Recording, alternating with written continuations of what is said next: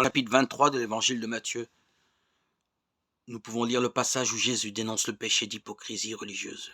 Il démontre que beaucoup sont comme des tombeaux blanchis. Ils paraissent beaux de l'extérieur, mais à l'intérieur ils sont pleins d'ossements, d'hommes morts. Matthieu 23, 27. De même, Jésus a déclaré que cela paraisse juste aux yeux des hommes, mais à l'intérieur ils sont pleins d'hypocrisie et d'injustice. Matthieu 23, 28. Ces accusations peuvent transpercer nos cœurs et notre conscience. Les paroles de Jésus-Christ nous révèlent que la bonté extérieure ne suffit pas. Notre vraie nature est mauvaise aux yeux de Dieu. Je pense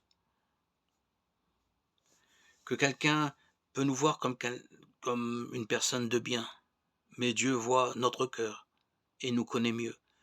Le juge tout-puissant peut nous déclarer coupables et nous condamner. Il faut être convaincu d'être des pécheurs et ne pas se contenter de l'approbation des autres ou ce qu'ils pensent de nous. Ne croyons pas être parfaits ou sans faille humaine. Mais pour autant, n'espérons pas mériter la malédiction prononcée par Jésus au sujet des hypocrites religieux.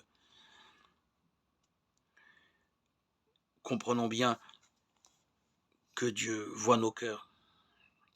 Il faut intensifier notre recherche spirituelle, faire des introspections sur nous-mêmes, prier pour que Dieu nous pardonne.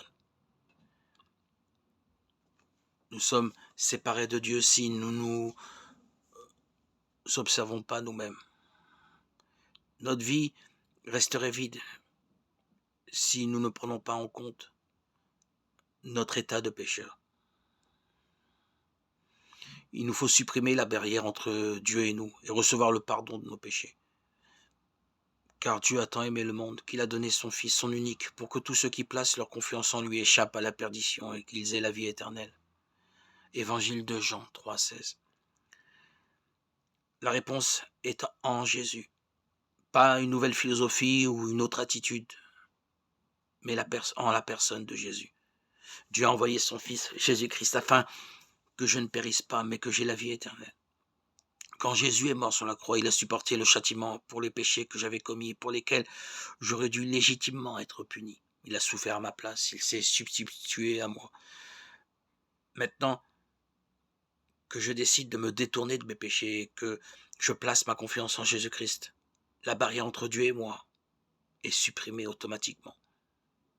Et ainsi je peux avoir une relation véritable avec Dieu.